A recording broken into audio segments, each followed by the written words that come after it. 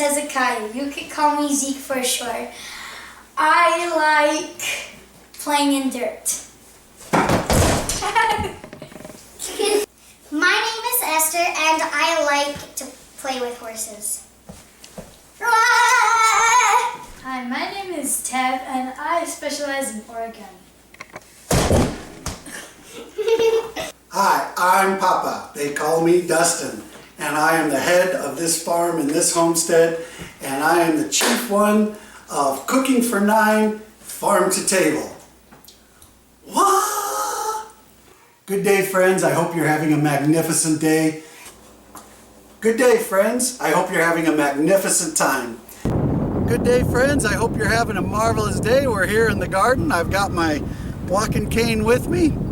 We're here in the kitchen. I'm here in the living room, and I'd like to talk with you just real quick today about why I'm home and why my wife works, why you'll see my hands and legs shaking during relatively easy operations like cutting vegetables, and why I make my children do simple tasks for me.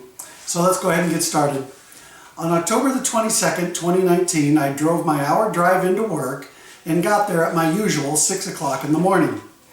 I was immediately seized upon by a pain in my side, so sharp and so painful that I ran out the door nearby my station and vomited due to the pain. At that point, all the lights went out and I was unconscious with no memory for the next month. Here's what transpired during that time. It turns out that I had contracted a lethal form of pancreatitis called necrotizing pancreatitis. It's where the cells of the pancreas die, but rather than being cleaned out by the body's cleaning mechanisms, the dead and dying cells kill or infect the nearby cells too. The process spreads very rapidly, and by the time the surgeon was able to scan my pancreas, about half of it was dead or dying, and my gallbladder was also a disaster. I needed immediate and emergency surgery. However, I was too sick to live through the operation. So there was a waiting game, trying to let my body strengthen enough to give me a reasonable chance of surviving the operation, and yet not waiting too long to have nothing left to salvage. During this dangerous period, I was in and out of consciousness. However, to this day, I still have no memory of that time. I had terrible and powerful flashbacks to Iraq, even one time looking at my wife and wondering what she was doing there by my side, thinking that I was in an Iraqi hospital.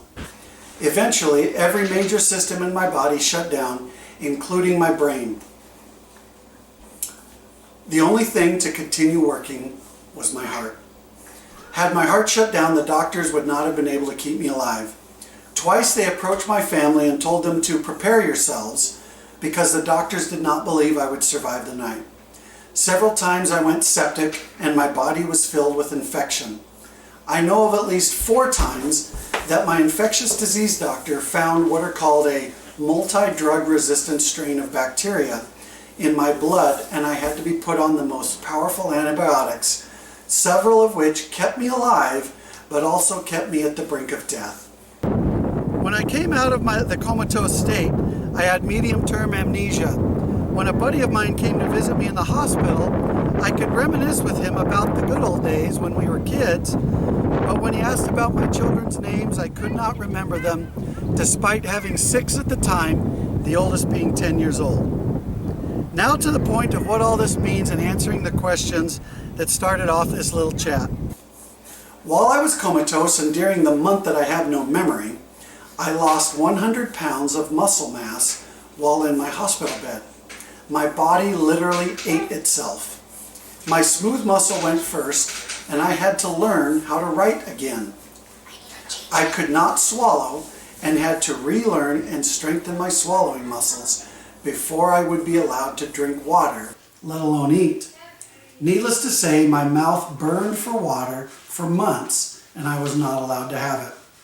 My vocal box had collapsed due to a lack of strength, and for a while the doctors thought I might never talk again. My right arm was so weak that I could not even lift it under its own weight for several weeks after waking up.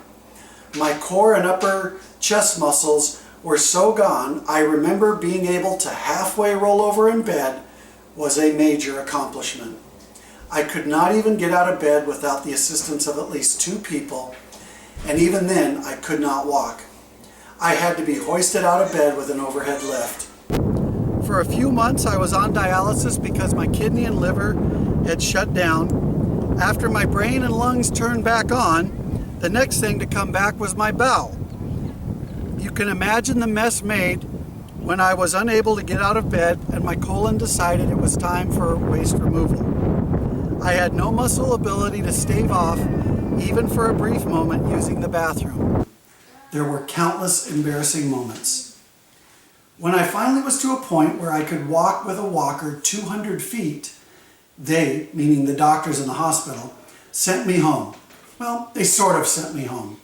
My wife, with our now 7 children, was in no place to take care of me, so I had to be discharged to my 70-year-old mother and father for safekeeping.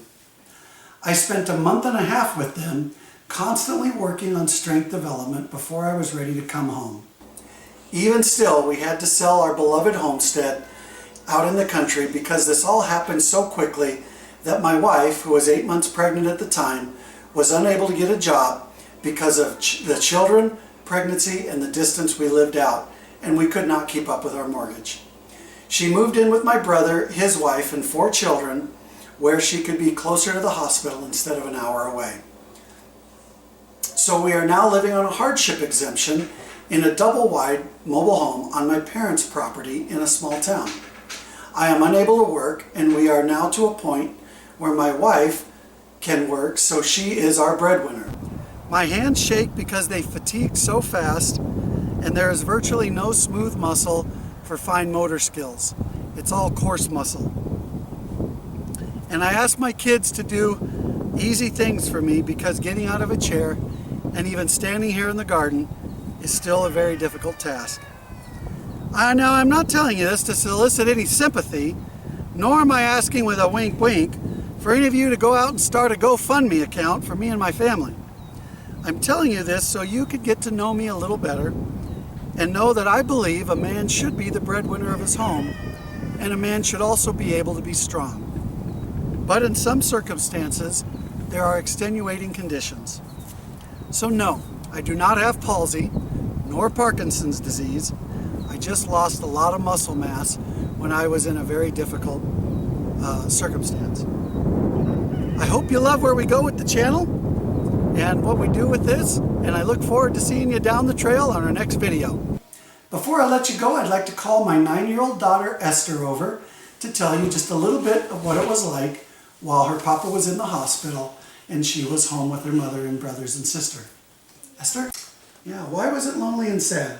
Be sure to speak up. Because if I needed to get helped or something like that, Mama most of the time couldn't get to me because she was getting to everybody else and she just didn't have enough time to get to me.